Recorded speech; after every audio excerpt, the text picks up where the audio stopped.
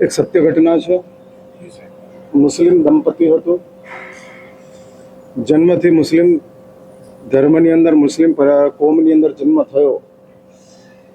શાસ્ત્રો કહે છે, कर्मायत्तम कुले जन्म मदायत्तम तु पौरुषम. जैसी अपना कर्म उसके हिसाब से कुल जन्म प्राप्त होता है, लेकिन अपना पुरुषार्थ से अपनी पात्रता का विकास होता है. इसलिए लोकोत्तर जनुशासन લૌકિક જે વ્યવસ્થાઓ છે એનાથી ઉપર ઉઠેલું છે. અને ઉપર ઉઠેલું હોવાના કારણે જૈન ધર્મની નજરની અંદર કોઈ છૂત નથી, કોઈ અછૂત નથી, કોઈ ક્ષુદ્ર નથી, કોઈ ઉચ્ચ નથી.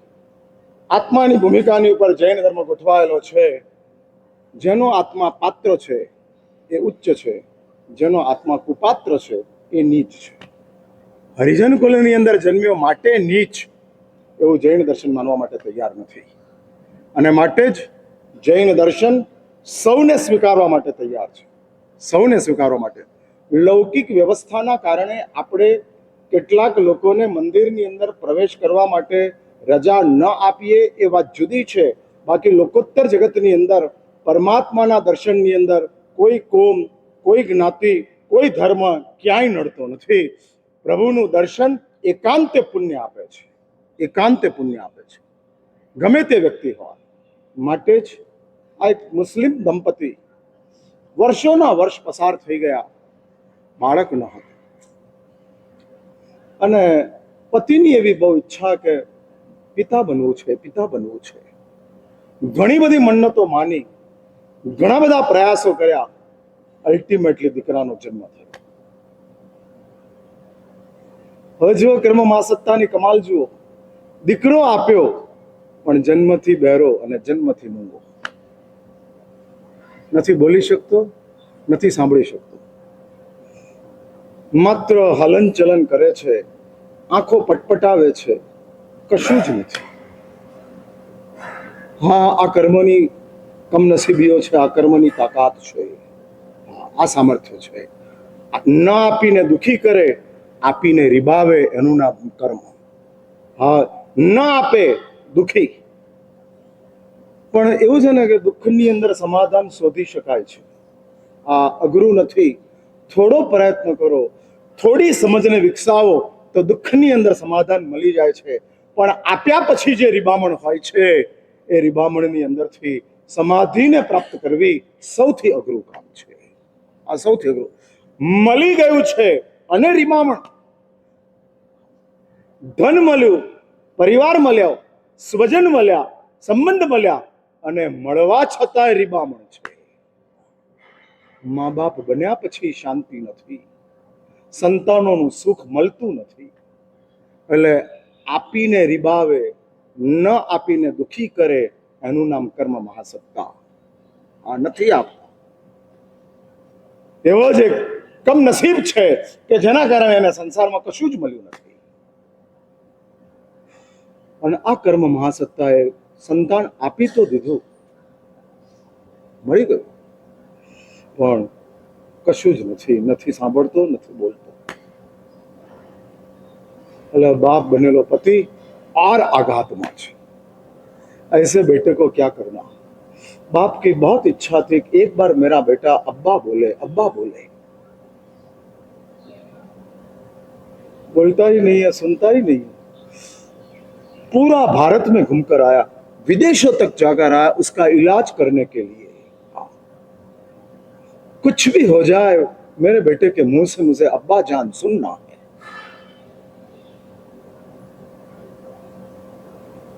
બહુ રખડ્યો, બહુ પ્રયત્નો કર્યા, દેશ વિદેશની અંદર જઈ આવ્યા. અતિ ધનાઢ્ય પરિવાર હતો, પૈસાનો કોઈ વાંધો ન હતો. પણ કર્મ મહાસત્તા કહે છે કે પૈસા કામ આવતા નથી. અર્વાક સર્વાપી સામગ્રી શ્રાંતેવ પ્રતિષ્ઠતી.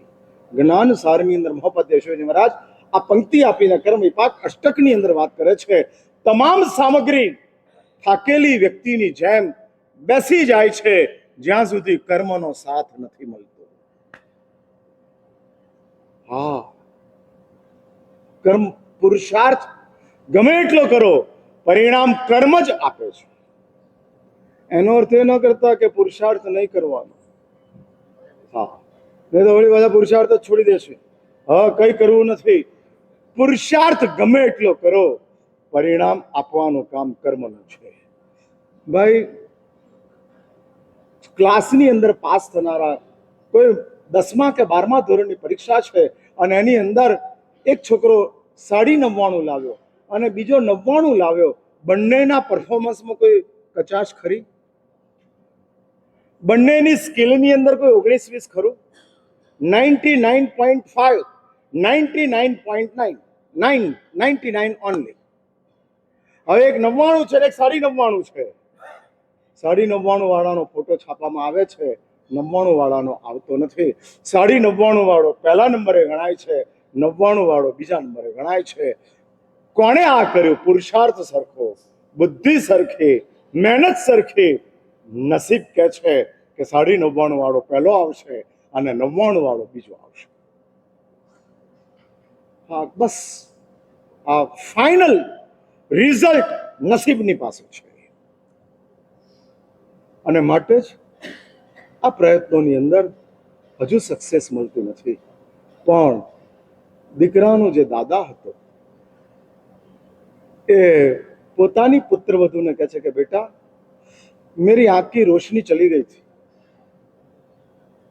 और मैंने एक होम्योपैथ डॉक्टर के इलाज करवाया और रोशनी मेरी वापस आ गई.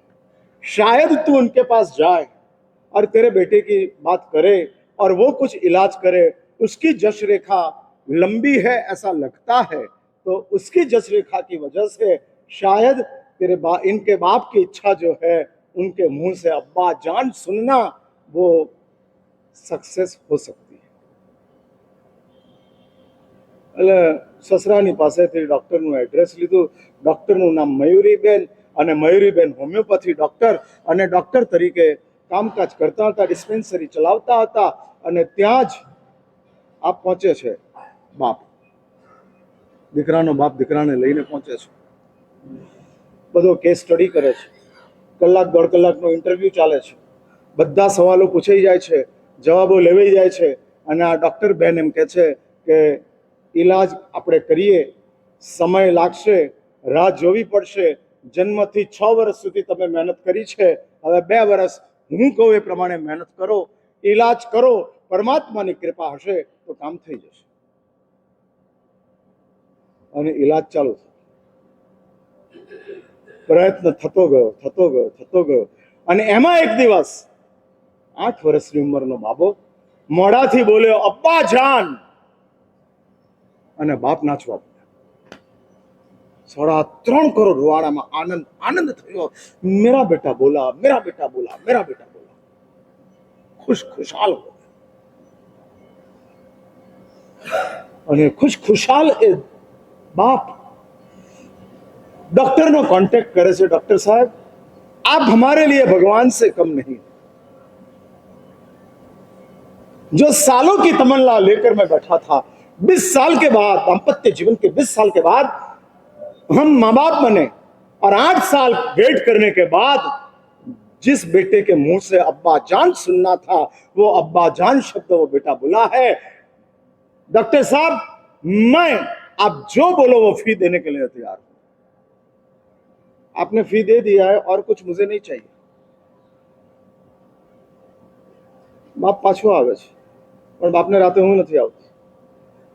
ये डॉक्टर ने इतना बड़ा अपने पर एहसान किया है और उसको कुछ लेने के लिए ना बोलते हैं. उसने बहन थी, डॉक्टर लेडीज थी, इसलिए पूरा ऑर्नामेंट का सेट तैयार करवाया, डायमंड का सेट. बेटा बोला, उससे सामने करोड़ों का न्यौछावर करने के लिए मैं रेडी हूं. उसमें डायमंड का सेट करने में क्या तकलीफ है? लाखों रुपये का, 15-20 लाख रुपये का सेट हुआ होगा. અને ડોક્ટરના ઘરે જાય છે મયુરીબેનના, અને મયુરીબેનને કહે છે કે डॉक्टर साहब, आप मेरी दीदी हो, मैं आपका भाई हूं, और भाई अपनी बहन को कुछ दे तो आप उसकी मना नहीं कर सकते. ले लो. અને ત્યારે આ બહેન બોલે છે, હવે સાંભળજો વાત, હવે મહત્વની આવે છે. માણસના જીવનની અંદર પાત્રતા કેવી છે એ આવા સંયોગોની અંદર ખબર પડે. સામાન્ય રીતે બધા જ સરખા હોય છે, પણ પાત્રતા ક્યાં આગળ છે એ કોઈક એવી સ્થિતિ ઊભી થાય, કોઈક એવી પરિસ્થિતિનું સર્જન થાય, ત્યાં આગળ તરત જ દેખાય, સ્પષ્ટ થાય. અને ત્યારે દિલ ઝૂકી જાય કે ખરેખર ગત જન્મોના કોઈક એવી ઉત્તમ આરાધનાઓ કરી માણસ તરીકેના જીવનમાં પ્રવેશ કર્યો છે, અને માટે આવી ઉત્તમ પાત્રતાનો વિકાસ થયો છે. શરીરના માણસ બનવું અલગ વાત છે, જીવનના માણસ બનવું અલગ વાત છે, અને ભાવિને માટે માણસ બનવું તે અલગ વાત છે.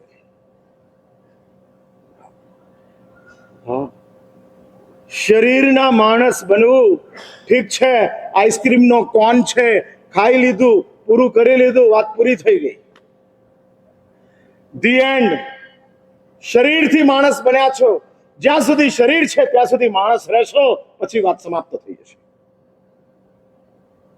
વળી પાછી પશુઓની દુનિયા, અનંત ભ્રમણ, ભટકે રાખ. એક વાત સમજી રાખજો, માણસ તરીકેનું જીવન એ ભોગ માટેનું નથી. માણસ તરીકેનું જીવન ભ્રમણ અટકાવવા માટેનું છે. આપણું જે ભ્રમણ ચાલી રહ્યું છે, ભાઈ તમને એવું લાગે છે કે આપણે ભટકી રહ્યા છીએ? ભટકવું કોને કહેવાય ખબર છે ને તમને? જેનું પોતાનું એડ્રેસ મિસ થયું હોય એનું નામ ભટકામણ કહેવાય. એડ્રેસ ખોવાયું છે, બધું જ છે, એડ્રેસ નથી. અને એડ્રેસ ન હોવું એનું નામ ભટકવાની ભૂમિકા છે. અને આવું અનંત ભ્રમણ આ સંસારની અંદર આપણું ચાલ્યું છે. હા, અનંતકાળ રખડ્યા જ કરો, ચાલ્યા જ કરો, ચાલ્યા જ કરો. અને એવી પરિસ્થિતિ છે કે ક્યારે ડેડલાઈન આવી જશે પત્તો નહીં લાગે. એટલે શરીરના માણસ, જન્મથી મૃત્યુ સુધીનું જીવન, ઈટ મીટ એન્જોય, હા, ધેટ્સ ઓલ. માત્ર ને માત્ર એ જ. માત્ર સામૂહિક વર્ષી તપ, એનો મિનિંગ શું? આજે વર્ષી તપ વાળા બધા આવ્યા છે, એટલે હું પૂછું છું, ઉપવાસના દિવસે વ્યાખ્યાન હોય ને તો જે વ્યાખ્યાનમાં આવતા હોય એ જ આવે, પણ બેસના દાડે વ્યાખ્યાન હોય ને એમાં બેસના પહેલા વ્યાખ્યાન હોય તો બધા જ આવે.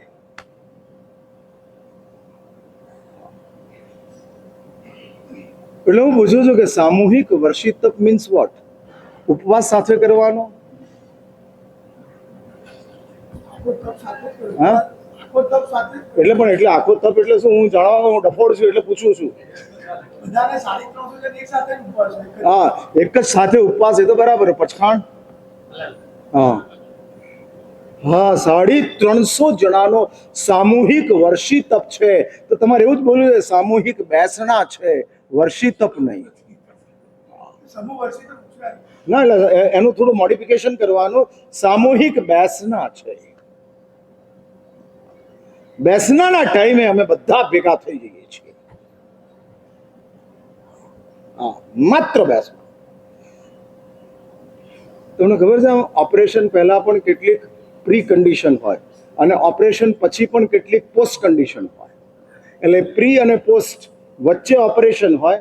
પહેલા પણ ડોક્ટર એમ કે ખાલી પેટે આવજો, 24 કલાક પહેલા એડમિટ થઈ જજો, બધા બ્લડ ટેસ્ટ કરાવી લેજો અને બધું રિપોર્ટ તૈયાર કરીને આવજો, પછી તમારું ઓપરેશન થશે. આ પ્રી કન્ડિશન. ઓપરેશન થઈ ગયા પછી ડોક્ટર ફરી પાછી પોસ્ટ કન્ડિશન આપતા જાય કે આટલા આટલા આટલા આટલા નિયમોનું તમારે પાલન કરવું પડશે if you want to success of operation. તમે જો ઓપરેશનની સફળતા ચાહતા હો તો આટલી શરતો તમારે માનવી પડશે. એટલે પોસ્ટ ઓપરેશન આ વર્ષી તપ શું ગણાય? આમ ઓપરેશન ગણાય કે પ્રી કન્ડિશન ગણાય કે પોસ્ટ કન્ડિશન ગણાય? મારી દ્રષ્ટિએ વર્ષી તપ ઓપરેશન છે. આ પરમાત્મા આદિનાથે જે ઉત્તમ આરાધના કરી, સમગ્ર અવસરપીણી કાળની અંદર સૌથી પહેલો તપ પરમાત્મા આદિનાથે કર્યો, અને સૌથી પહેલો પરમાત્મા આદિનાથે કયો તપ કર્યો? વર્ષી તપ. આ આખી વૌશર્મિણી કાળની અંદર પહેલા આરામાં કોઈ તપ નહોતો, બીજા આરામાં તપ નહોતો, ત્રીજા આરામાં તપ નહોતો. ત્રીજા આરાના અંતની અંદર ભગવાન આદિનાથ આવ્યા અને એમણે કુમાર અવસ્થાની અંદર, રાજ્ય અવસ્થાની અંદર કોઈ તપ કર્યો ન હતો. રાજા ઋષભ તરીકે, કુમાર ઋષભ તરીકે એમણે બધા જ મોજ મજાઓ ભોગો, જે રીતના ભોગાવલી કર્મ હતા એ રીતે તમામ ભોગોને ભગવાન આદિનાથના આત્માએ ગ્રસ્ત જીવનની અંદર ભોગવ્યા. સાધક જીવનની અંદર પરમાત્મા આદિનાથ પ્રવેશ કરે છે, અને ફાગણ વદ આઠમના દિવસથી પરમાત્મા આદિનાથને અઠમના તપથી વર્ષી તપની શરૂઆત થઈ જાય છે. એટલે આ સંસારની અંદર સૌથી પહેલો તપ પરમાત્મા આદિનાથે વર્ષી તપ કર્યો, જે તમે 350 જણા કરી રહ્યા છો. તમારી આ ઉત્તમ આરાધનાની હાર્દિક અનુમોદના છે. હાર્દિક અનુમોદના. હા, નથી જડતા. બહુ સારી ભૂમિકા છે. કોઈ એવું નહોતું કે ઘરમાં ખાવાનું નહોતું મળતું ને માટે બેસનું છે માટે આપણે વર્ષી તપ કરવા જતા રહીએ. ના, અહીંયા બધા બ્રાન્ડેડ લોકો છે. હા, પોશ એરિયાની અંદર રહેનારા છે. પોશ એરિયા, સમૃદ્ધ પરિવારો છે.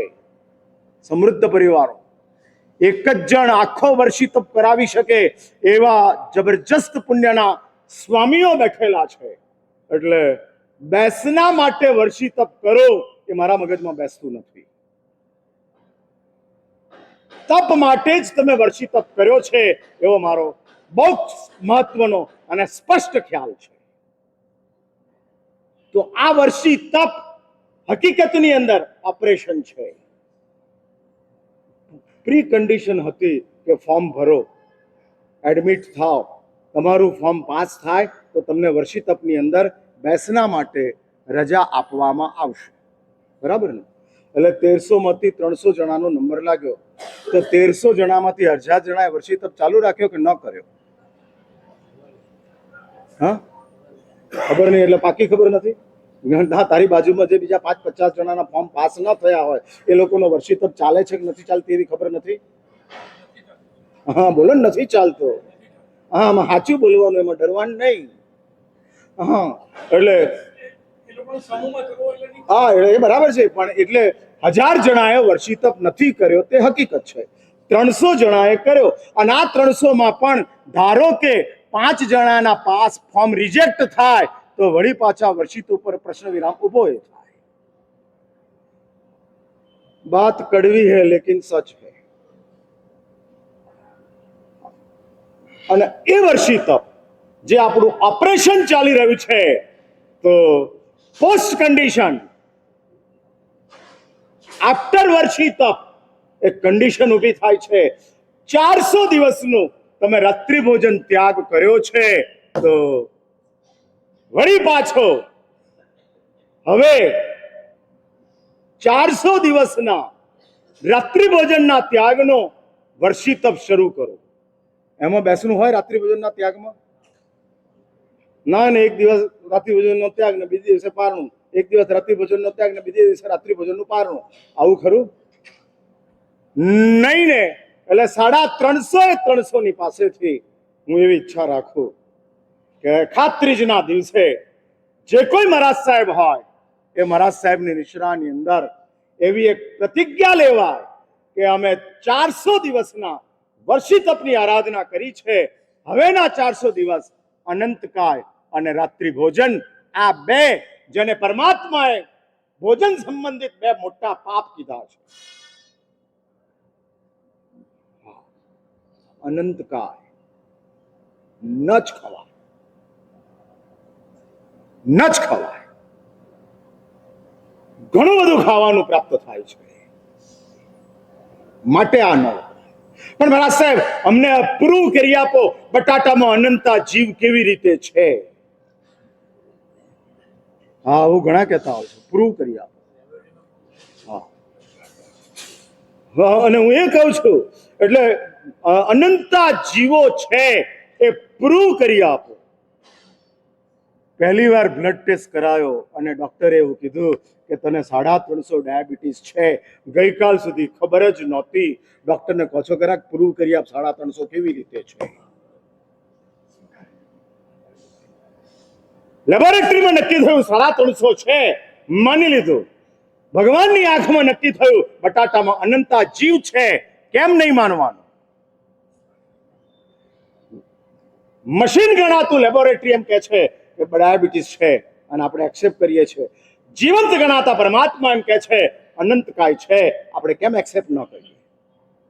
જે ભગવાનને માનીને તમે વર્ષી તપ કરો છો એ જ ભગવાનનું માનીને રાત્રિ ભોજન કેમ ના છૂટે?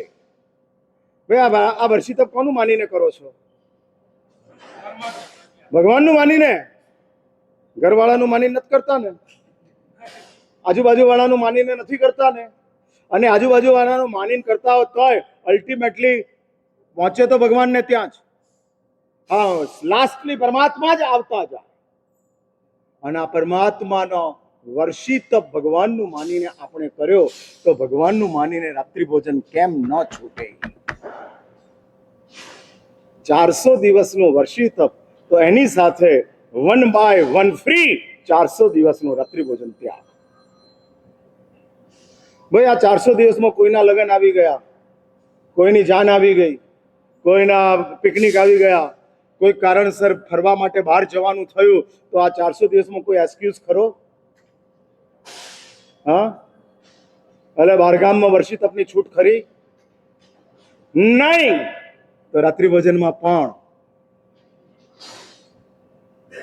હા, એટલે આમ તમારો 2027ની સાલમાં અખા ત્રીજથી નવો એક વર્ષી તપ શરૂ થાય છે, 21મી સદીનો, કે જેમાં ભગવાન આદિનાથે 400 દિવસ દિવસે નહોતું વાપર્યું અને રાતે નહોતું વાપર્યું. અમે બીજા વર્ષી તપમાં અડધા આદિનાથ બની અને રાતના 400 દિવસ ખાવાનું છોડી દઈશું.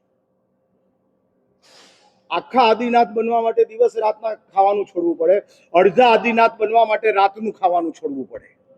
બોલો આમ 50% આદિનાથ બનવામાં કેટલો ફાયદો? 50% આદિનાથ.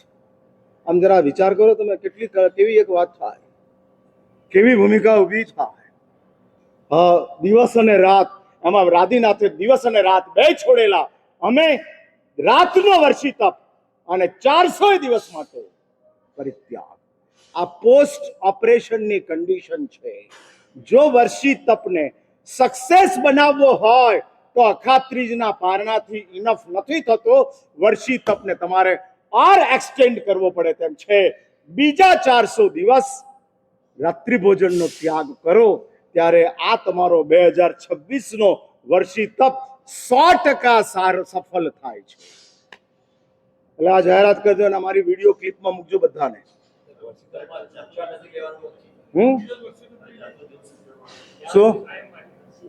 શું કહો છો?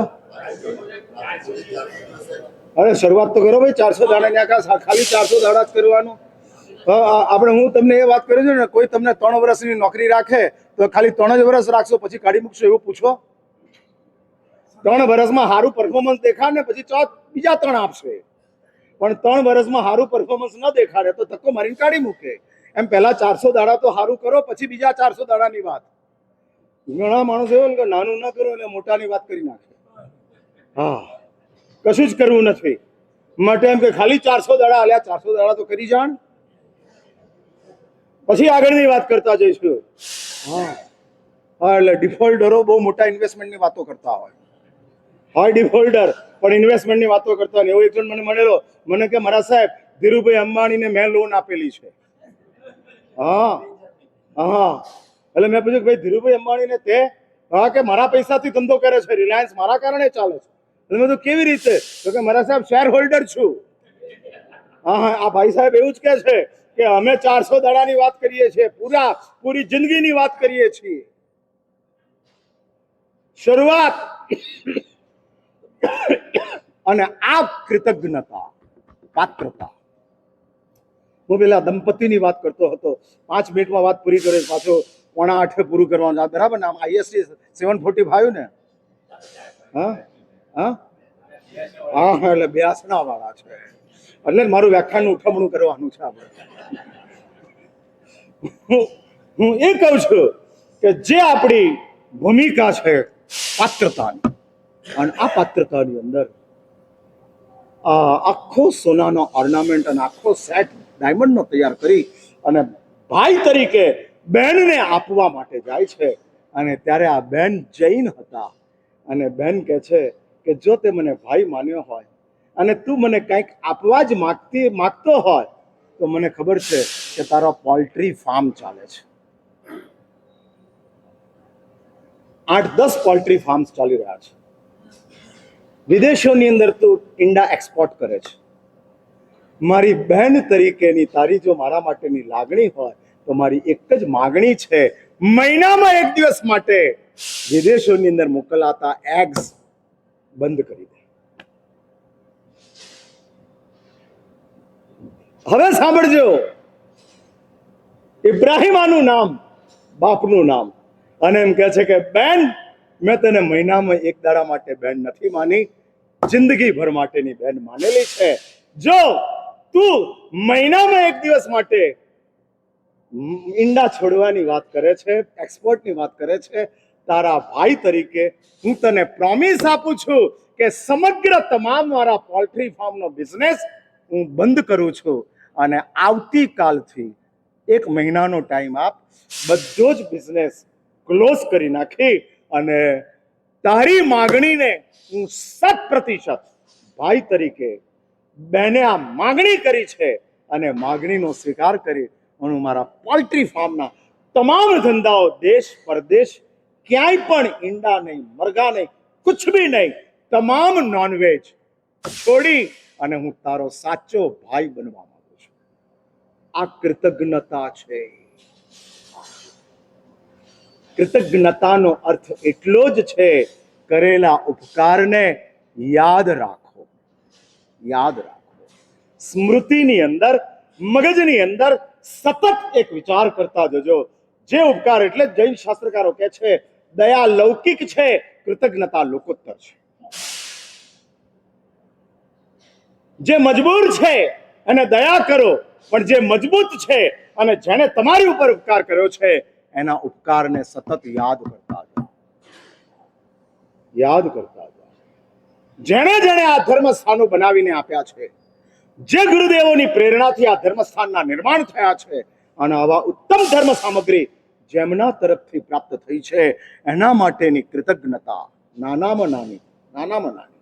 એટલે એક વાત સમજી રહેજો, પગાર તો તમે પરિશ્રમનો આપો છો, નિષ્ઠાનું કોઈ મૂલ્ય હોતું નથી. હા, તમારા ત્યાં નોકરી કરનારો માણસ પગારદાર છે અને નોકરીનો પૈસા પગાર આપો છો, એની મહેનતનો આપો છો, પણ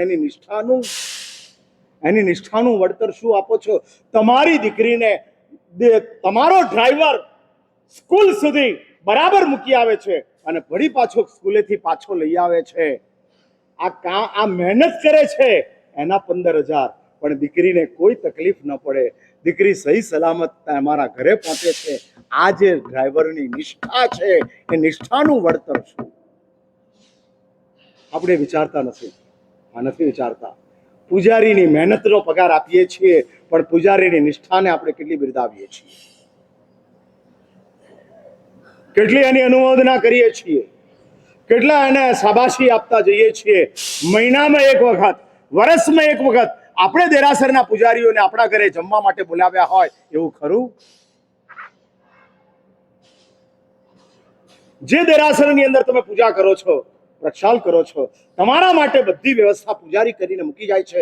સ્વદ્રવ્યથી કરતા હો તો પણ દેરાસરને સ્વચ્છ રાખવાનું, પરમાત્માને સાચવવાનું, અને આ બધું કામ જે પૂજારી કરી રહ્યો છે એ પૂજારીને વર્ષમાં એક દિવસ માટે આપણા ઘરે એને જમવા બોલાવીએ એવી આપણું ઔચિત્ય આપણે જગાડીએ ખરા? હા, એટલે આ નવો વિચાર હું નાખું છું. એટલે જ મેં કીધું ને, હવે નવી કઈક એપ્લિકેશન હું નાખવાનો છું. આ સુરત વાળાઓના મગજમાં છે જ નહીં. હા, અને વાત નાની છે. 50 જણાને મગજમાં એવું આવે કે ના આ વાત સાચી છે, અને 50 જણા પૂજારીને મહિનામાં એકવાર કે વર્ષમાં એકવાર પોતાને ત્યાં જમવા માટે બોલાવે અને પૂજારી જમીને જાય, પછી એ ભગવાનની જે સેવા કરશે એ ભગવાનની અંદર ઓટોમેટિક અધિષ્ઠાયકો નીચે આવશે. હા, અને માટે જ આ કૃતજ્ઞતા જો આપણા જીવનમાં આવતી જાય, એક મુસ્લિમ વ્યક્તિના હૃદયની અંદર આ ભાવ જાગે, મહિનાના એક દિવસને બદલે સમગ્ર ધંધો બંધ કરી દે અને કાયમને માટે નોનવેજ છોડી દે. આ કક્ષાએ કૃતજ્ઞતાનો વિચાર જો આપણી પાસે ગોઠવાતો જાય.